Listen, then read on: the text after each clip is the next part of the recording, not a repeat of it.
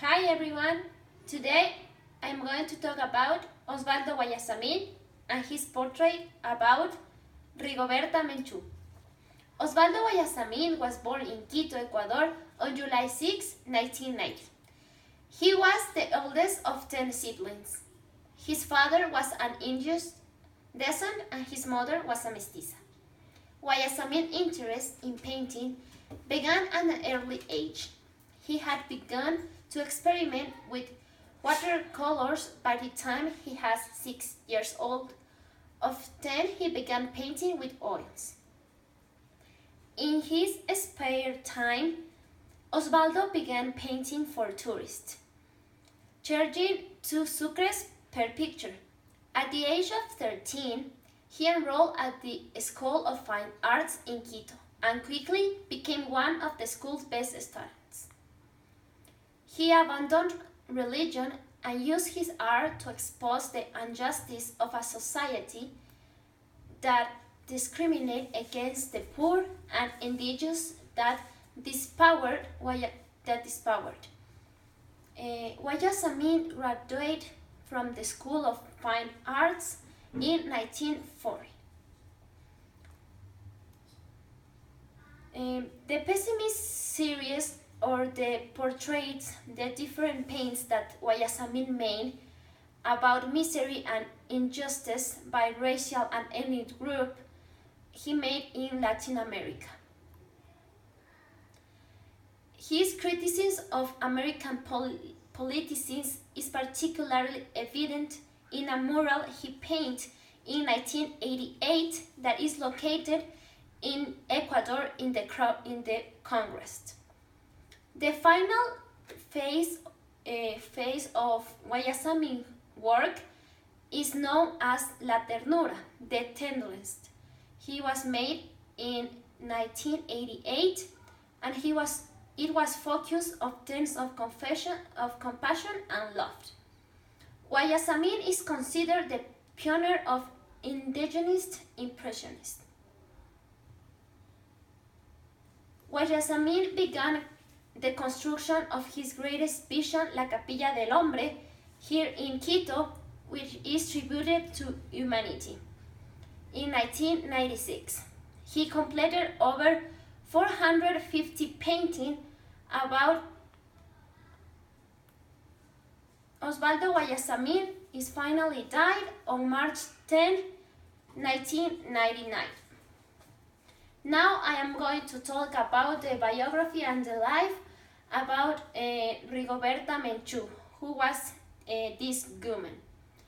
Rigoberta Menchú, while she was growing up as a part of an impressionist and indigenous family and community, Rigoberta Menchú experienced from an early age the racism, discrimination, and exploitation faced by the Mayan people of Guatemala, circumstances which kept thousands of the country's indigenous in extreme poverty.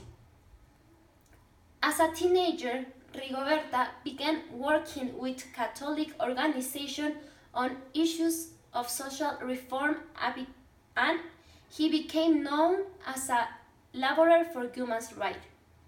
She and others in her family became very involved in human and indigenous rights and land reform issues in Guatemala.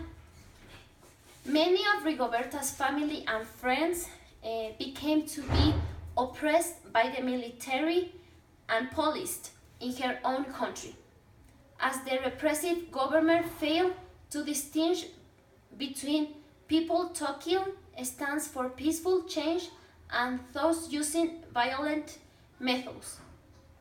In September 1979, Rigoberta's brother Patrocinio was taken by the army and presumably killed.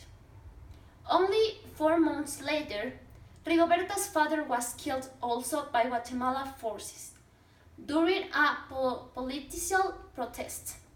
And 3 months after this, Rigoberta's mother disappeared, presumed to be kidnapped. In March 1983, Rigoberta's brother Victor was also killed by the Guatemalan army. Rigoberta had been forced into exile in Mexico in 1981, where she continued working to organize against the military dictatorship and lobby for human rights, respect of the indigenous community, and raise awareness in Guatemala. In 1982, Rigoberta began serving in the United Nations Human Rights Subcommittee dedicated to the prevention of discrimination and protection of minorities around the world. She started working with Oswaldo Guayasamin, and Oswaldo Guayasamin dedicated a lot of paintings to capturing the grief of the oppressed in Latin America, speaking out through this painting against indigenous exploitation and U.S. intervention.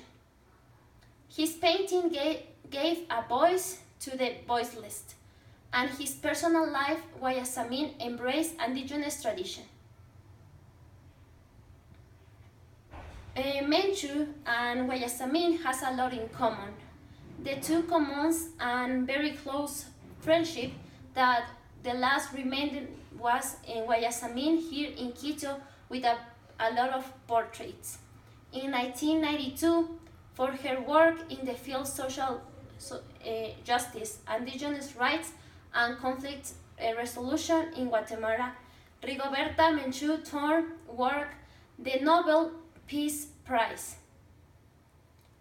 In 2007, Rigoberta Menchú Thorne made a bid for Guatemala's presidency, trying to become both the country's first indigenous and female leader. Thank you.